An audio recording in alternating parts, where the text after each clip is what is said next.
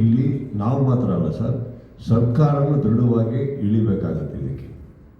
ಯಾಕಂದರೆ ಪವರ್ ಇರೋದಲ್ಲಿ ನಾವೆಲ್ಲ ಎಷ್ಟು ಹೋರಾಡ್ಬೋದು ಅಷ್ಟು ಆಗಕ್ಕಾಗುತ್ತೆ. ಬಟ್ ಒಂದು ಸ್ಟ್ರಾಂಗ್ ಲಾ, ಒಂದು ಭಯ ಹುಟ್ಟಲಿಲ್ಲ ಅಂದರೆ ಯಾವ ದೇಶನೂ ಉಳಿಸ್ಕೊಳ್ಳೋಕ್ಕಾಗಲ್ಲ. ಪೈರಸಿ ಅನ್ನೋದು ತುಂಬ ಜನಕ್ಕೆ ಸಾಯಿಸ್ತಾ ಇದೆ.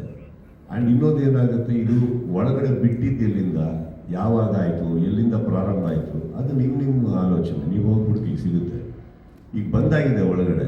ಬಟ್ ಚಿತ್ರರಂಗ ಒಟ್ಟಿಗೆ ನಿಂತಿಲ್ಲ ಅಂತ ಇಲ್ಲ ಸರ್. ನಾವು ಇಡೀ ಚಿತ್ರರಂಗದಲ್ಲಿ ಎಲ್ಲರಿಗೂ ಆಗುತ್ತೆ. ಬಟ್ ಏನಾಗುತ್ತೆ, ಸಮ್ಟೈಮ್ಸ್ ಅವ್ರವ್ರಿಗೆ ಆದಾಗ ಮಾತ್ರ ನೋವು ಗೊತ್ತಾಗುತ್ತೆ ಅಂತಾರಲ್ಲ, ಹಾಗೆ ಎಲ್ಲರೂ ಅವರ ಸಿನಿಮಾ ಬಿಡುಗಡೆ ಆಗಿಲ್ಲ ಅಂದಾಗಲೂ ಬಂದು ಸೇರ್ಕೊಂಡಾಗುತ್ತೆ. ಬಟ್ ನನ್ನ ಪ್ರಕಾರ ಸರ್, ಬರೀ ಚಿತ್ರರಂಗದಿಂದ ಇದು ಸಾಧ್ಯ ಇಲ್ಲ.